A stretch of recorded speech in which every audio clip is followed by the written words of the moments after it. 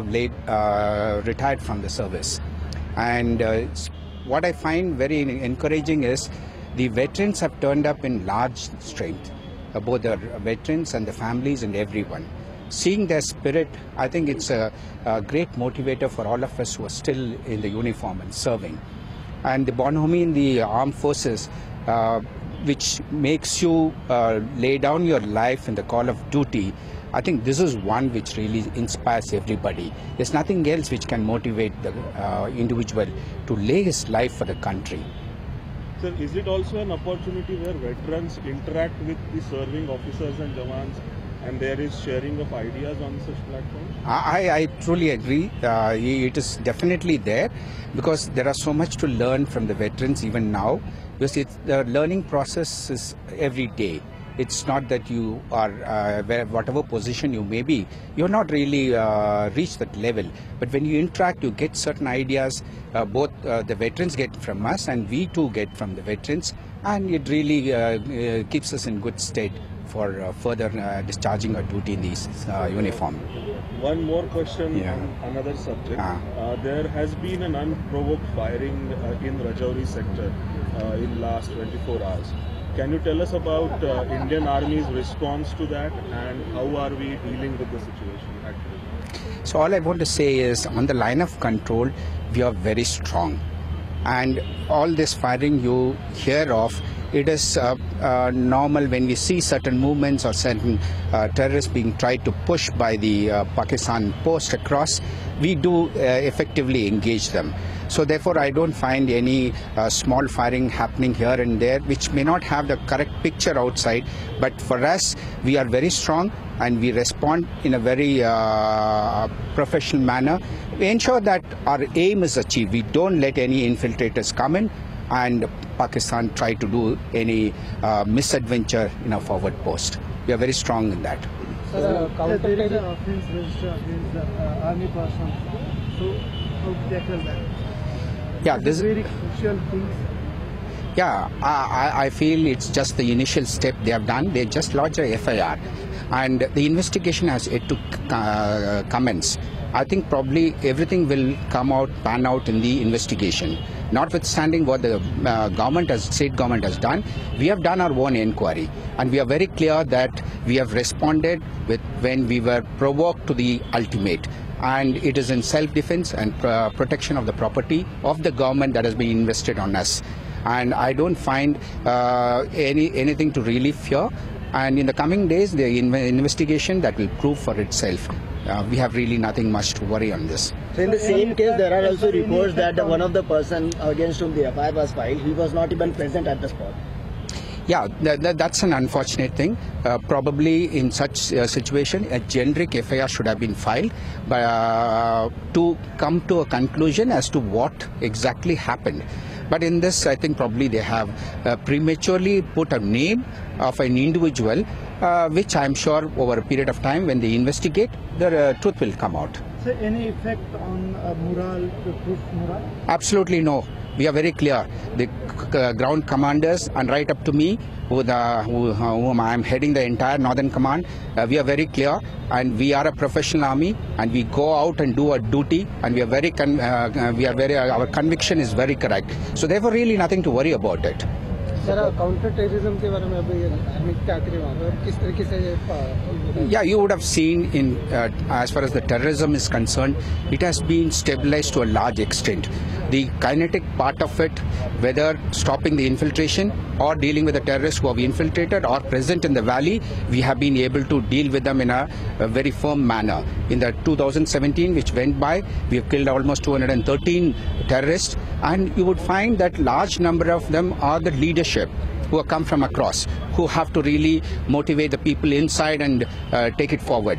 But since the leadership has been broken, I find the situation is ripe that we have brought in some normalcy, but the political initiative and other things to get the youth engaged and bring them to the normalcy. It's a very important that we address the youth, in large measure. Recently, there were some reports about that somewhere around 386 terrorists were there across the border, trained by ISI and Pakistan, who are waiting to infiltrate in Jammu and Kashmir. See, this is a ongoing issue right from 90s onwards.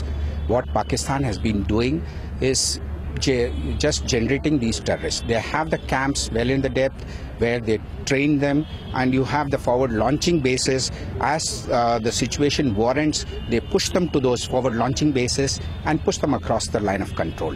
This has been happening, and almost we have seen about 200 to 250 on the south of Pir Panjal, and about 200 to 250 north of Pir Panjal. In all together, about 500 odd are in the Kashmir Valley and Jammu, always waiting to go. If those people infiltrate and get eliminated, you have more people being sent, more terrorists in the camps, so that numbers will keep getting filled. But what is of importance for us is not to let any infiltration take place. We have to eliminate them at the border. So that's what we are focusing on. We have taken large measures. Even last year there was some infiltration, but it is very well under control. We have even put our own measures in place where we are able to block even those who managed to get in last year. We'd even find it very difficult. Thank you, sir. Thank you. Okay. Thank you. Thank you so much, sir. Thank you.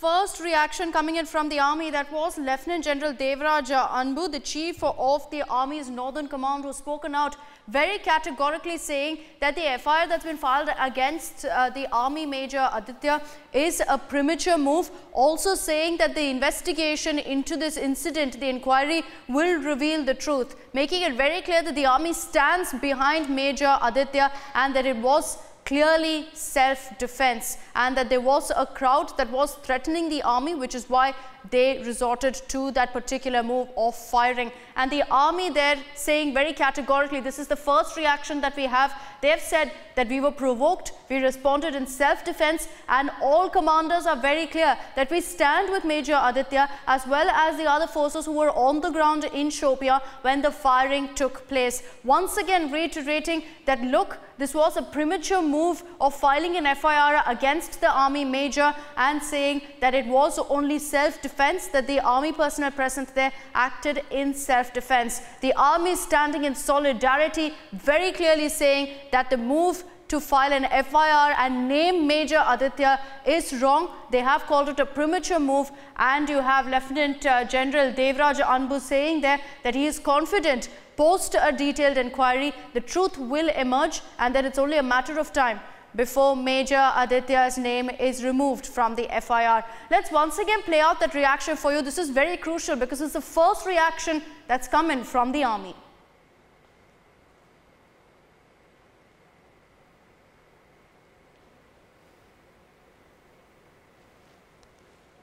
The parade as such, it's a great motivation for all of us who are serving and all those who have retired from the service.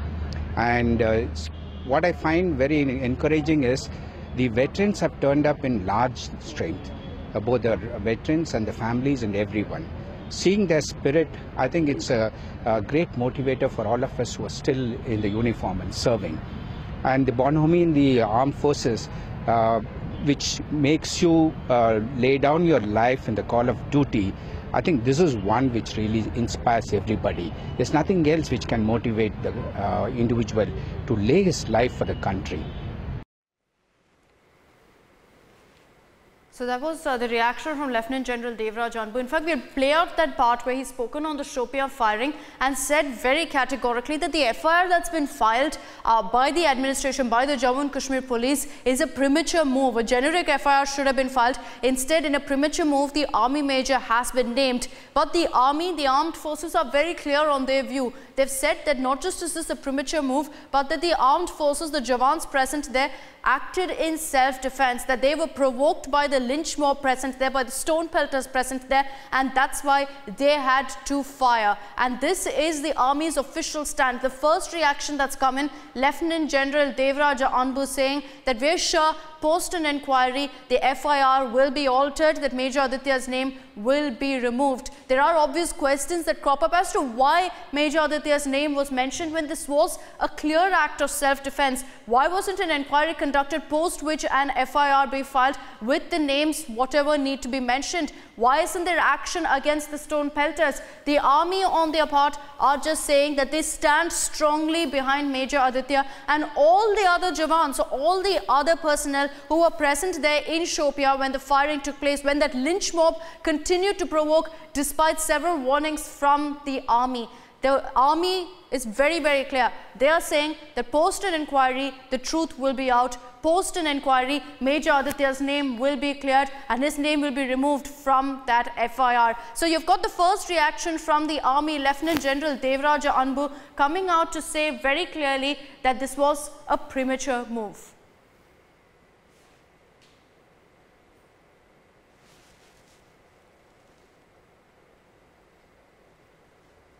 The parade as such, it's a great motivation for all of us who are serving and all those who have retired from the service.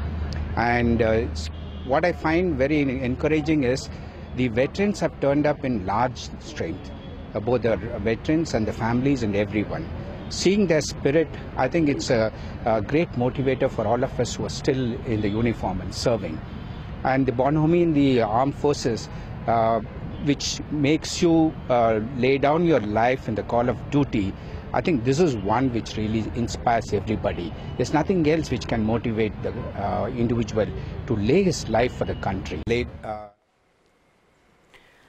So you have Lieutenant General Devaraja Anbu speaking out there. For the first time, the army reacting. The chief of the army's northern command speaking out and saying that the FIR that's been filed against Major Aditya, against the army major who was present there in Shopian, who wasn't personally present when the firing took place, but yet has been named in this FIR. The army has said that we strongly back Major Aditya and every single personnel who was present there on the ground. They've once again categorically stated that this was an act of self-defense and the FIR that's been filed naming Major Aditya is premature. You've got Lieutenant General Anbu also saying that we're very certain that once an inquiry is conducted, the truth will be revealed and you will see that the FIR is altered and that the major's name is removed. So this is the official stand of the army. They're very clearly stating at this point that this FIR will be removed in a matter of time once the inquiry is conducted.